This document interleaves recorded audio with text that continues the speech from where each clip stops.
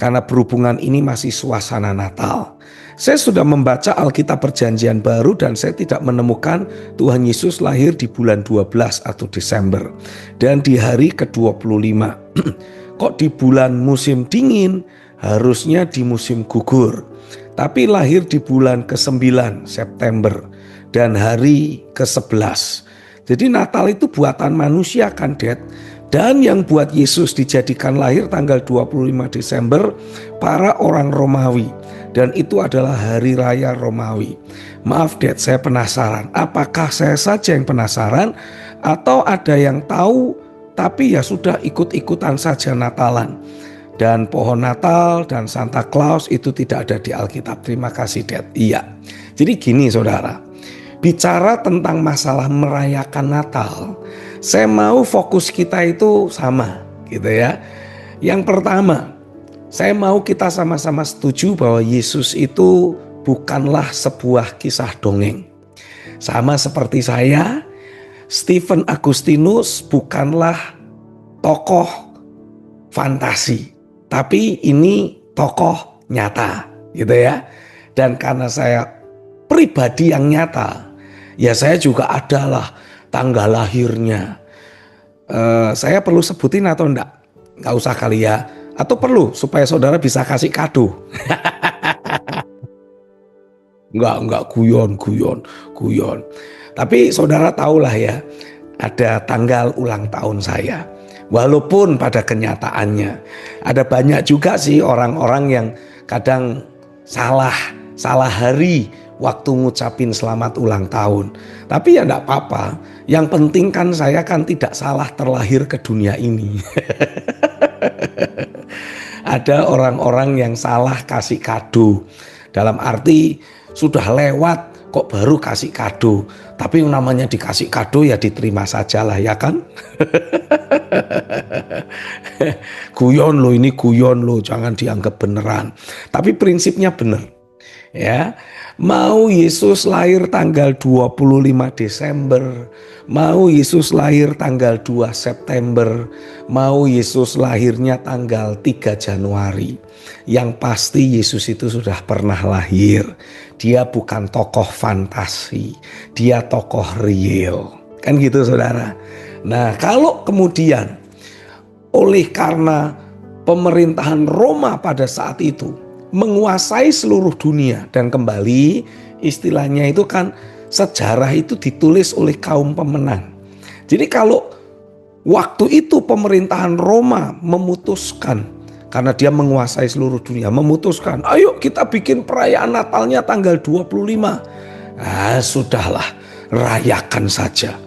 Kalau kita di Indonesia sepakat, orang-orang Kristen di Indonesia sepakat, tidak, kita mau merayakan Natal di tanggal berapa? 10 Januari. Ya enggak apa-apa kalau kita sudah sepakat semua, kita mau bikin Natalan 10 Januari. Tidak pakai pohon cemara, pakainya pohon pisang. Ya boleh-boleh saja, enggak ada urusan itu. Ya, jadi saya harap saudara tidak ribut dengan masalah Santa Claus. Terus apalagi ya? Pohon cemara, pohon Natal, nggak perlu pusing. Itu bukan esensi Natal.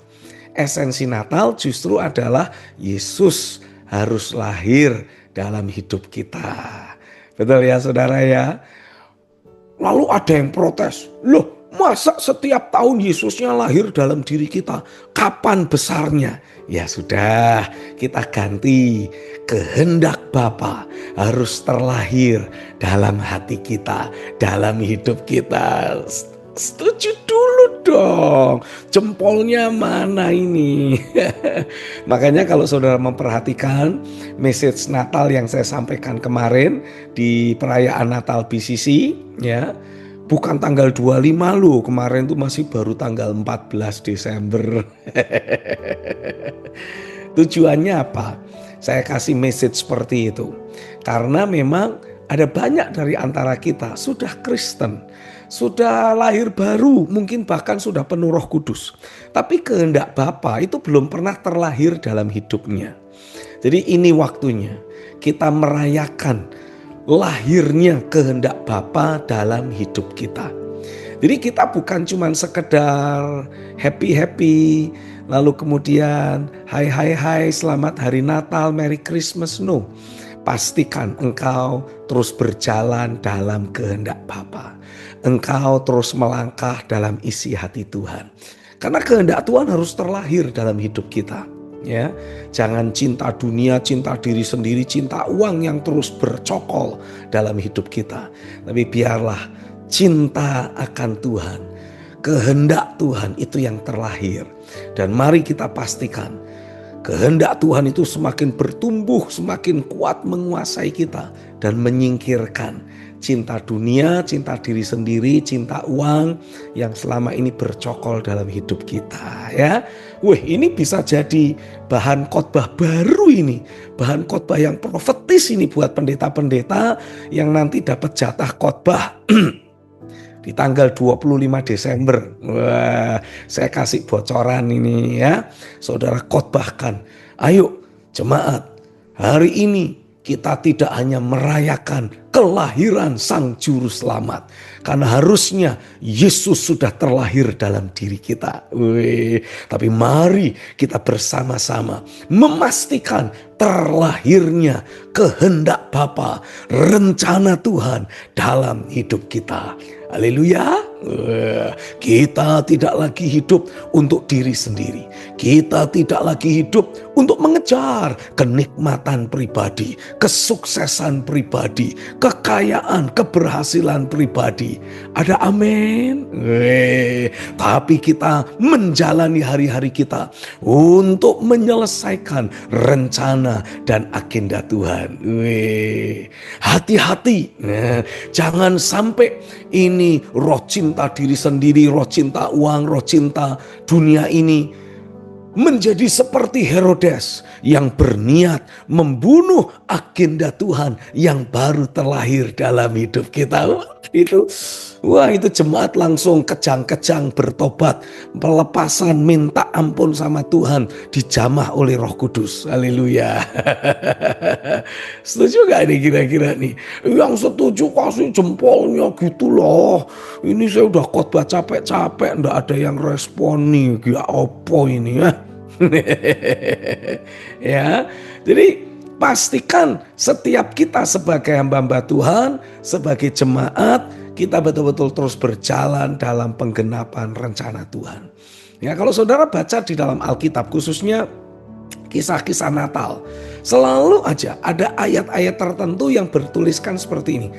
Hal itu terjadi, tergenapi seperti yang sudah dinubuatkan oleh para nabi. Saudara perhatiin itu. Lewat kisah lahirnya Yesus, selalu ada kata-kata itu. Hal itu terjadi karena telah dinubuatkan oleh para nabi.